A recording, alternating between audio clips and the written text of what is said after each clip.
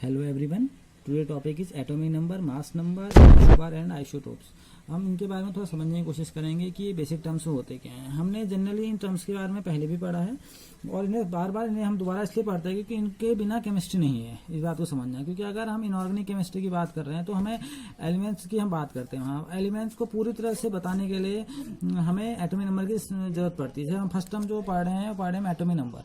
अगर जैसे सपोज मैंने यहाँ पर को लिखा है कार्बन, नाइट्रोजन और ऑक्सीजन, इसके आगे आप देख रहे होंगे नंबर लिखे 6, 7 और 8, ये दिख रहे होंगे आपको।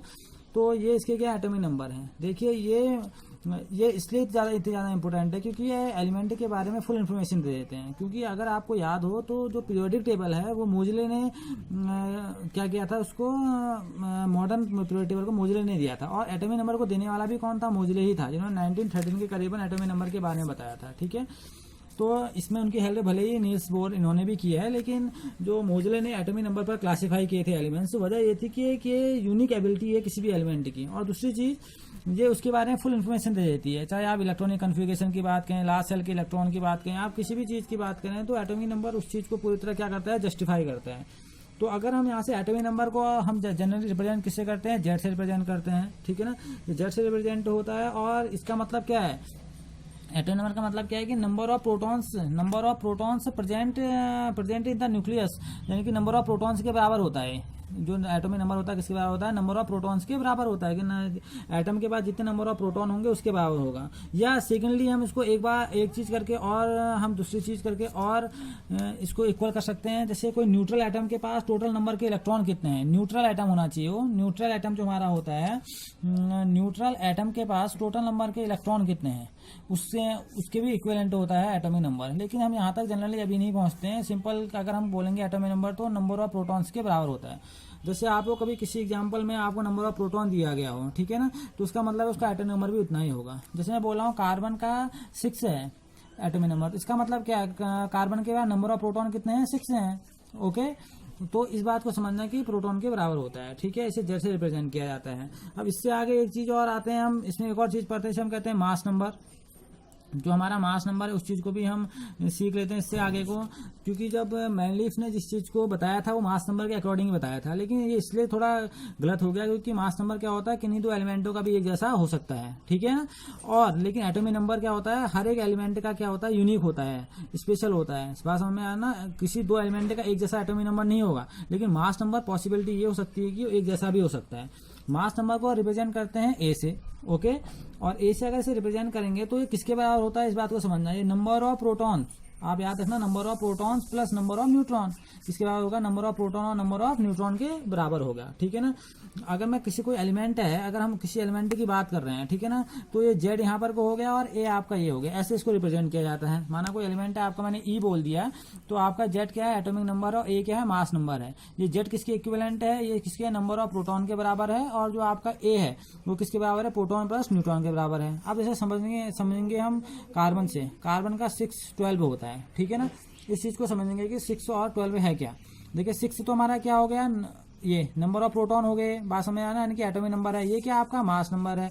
मास नंबर यानी कि ये किससे किससे बना होगा? Number of proton plus number of neutron. अगर आपको यहाँ से न्यूट्रॉन निकालने तो आप क्या करेंगे? 12 माइनस 6 कर देंगे तो नंबर ऑफ क्या आ जाएंगे? आपके न्यूट्रॉन आ जाएंगे। बात समझ में आए ना कैसे?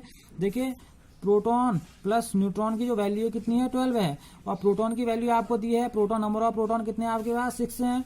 6 प्लस n इक्वल टू कितना हो गया? 12। तो नंबर ऑफ न्यूट्रॉन कितने हो गए इस एलिमेंट में? कितने हो गए? 12 माइनस 6 यानी कि 6। नंबर ऑफ न्यूट्रॉन कितने हो गए इसमें? 6 हो गए।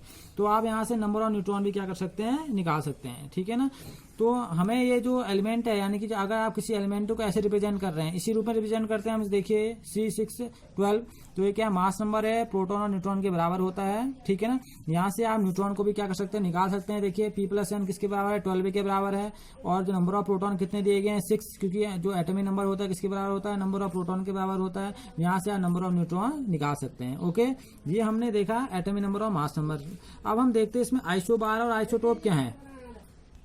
अब हम इसमें आइसोबार को समझते हैं। आइसोबार क्या है? देखिए इसी से निकला हुआ है। देखिए मैंने कोई एलिमेंट बोला है, माना कोई एलिमेंट है, इसमें आपको पता है एटॉमिक नंबर है इसका जेड है और मास नंबर क्या है इसका ए है।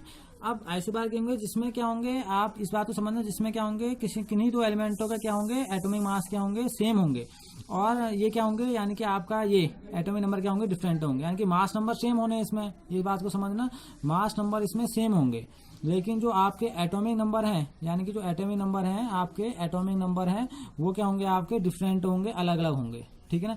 ये चीज क्या होनी है, सेम मास नंबर। जैसे मैं एग्जांपल बताऊं, मैं आपसे कहूं कैल्शियम और आर्गन, ये कैल्शियम का है आपका 20 है, बात समझना, और इसका जो मास नंबर है 40, और आर्गन की बात कहूं, आर्गन का 18 और यहाँ पे क्या है 40। अगर आप देखेंगे इनके मास नंबर क्या है, सेम है, लेकिन इनके देखिए एटॉमिक नंबर क्या है, डिफरेंट हैं। तो आइसोबार कितने कहेंगे, जिनके एटॉमिक नंबर क्या होंगे, डिफरेंट होंगे, लेकिन मास नंबर क्या होंगे, सेम होंगे, वो क्या कहलाते हैं, आइसोबार कहलाते हैं। जैसे कैल्शियम और आर्गन इसका एग्जांपल है, इसमें इनके मास नंबर सेम है, लेकिन एटॉमिक नंबर क्या है, अलग अलग हैं। अब इसी में एक नया टर्म और आता है, इसे हम कहते हैं आइसोटोप्स। आइसोटोप्स क्या है, जस्ट अगर हम समझ लें आइसोटोप में हाइड्रोजन बहुत सिंपल है, जो 1H1 देखिए 1H2 और 1H3, इस बात को समझना। यहाँ पर देखिए अब आपको समझ में आ रहा होगा, जिनके एटॉमिक नंबर सेम है लेकिन मास नंबर क्या है, डिफरेंट है, यानी कि आपका यहाँ पर वो क्या है, एटॉमिक नंबर क्या है आपके सेम है, लेकिन जो आपके मास नंबर क्या है, वो डिफरेंट है, वो अलग अलग है, ठीक है। तो यहाँ देखिए हाइड्रोजन का एग्जांपल है, हाइड्रोजन देखिए यहाँ भी एटॉमिक नंबर 1 है, यहाँ भी 1 है, यहाँ भी 1 है, लेकिन मास नंबर यहाँ पर 1 है, यहाँ पर 2 है, यहाँ पर 3 है। 2 होता तो ड्यूटेरियम है, 3 होता तो टाइटेनियम होता है। ये किसका एग्जाम्पल होता है, आपका आइसोटोप का एक एग्जाम्पल है, ठीक है ना। आप इसे क्लोरीन दे सकते हैं, क्लोरीन का यहाँ 17 होता है, पहले में इसका 35 होता है, और क्लोरीन अगर देखेंगे यहाँ भी 17 और यहाँ पर क्या होता है 37 होता है। तो हम बहुत बार और चीजें भी समझने की कोशिश इसमें कर सकते हैं, कि अब इसे एक सिंपल में जाके हम बोल सकते हैं, और हाइड्रोजन इसके क्या है, आपके आइसोटोप के एग्जाम्पल हैं, ठीक है। तो आइसोटोप भी आपके अगर आप उठाने की कोशिश करेंगे इसमें, तो देखा आपने हाइड्रोजन वाले में क्या था, आपके एटॉमिक नंबर सेम थे, लेकिन आपके मास नंबर क्या डिफरेंट है, ठीक है ना। ये तो थे आइसोटोप, और जिसमें मास नंबर क्या होंगे, एक जैसे होंगे, और एटॉमिक नंबर अलग अलग होंगे, ठीक है ना, तो वो क्या कहलाएंगे, आपके आइसोबार कहलाएंगे, ठीक है ना। और एक चीज इसमें एक और आती है, सिंपली वो उसे बोला जाता है आइसो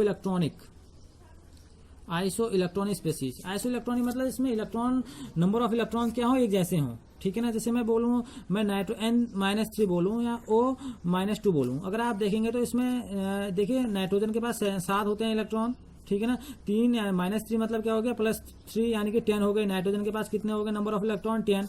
ऑक्सीजन कितने होते हैं, 8 +2 कर दो कितना, 10। तो ये कैसी स्पीसीज है, ये दोनों स्पीसीज हैं आपकी आइसो इलेक्ट्रॉनिक। इसमें इलेक्ट्रॉनों की संख्या क्या है, दोनों स्पीसीज में बराबर है। नाइट्रोजन में देख लीजिए 7 था इसका एटॉमिक नंबर, उसके बराबर है, +3 10 हो गया, +3 10, तो टोटल नंबर ऑफ इलेक्ट्रॉन कितने हो गए, 10 हो गए।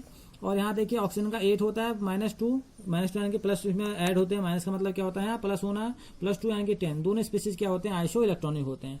तो हमने क्या क्या समझा, हमने एटॉमिक नंबर समझा, हमने मास नंबर समझा, हमने आइसोबार समझा, हमने आइसोटोप समझा, हमने आइसो इलेक्ट्रॉनिक समझे।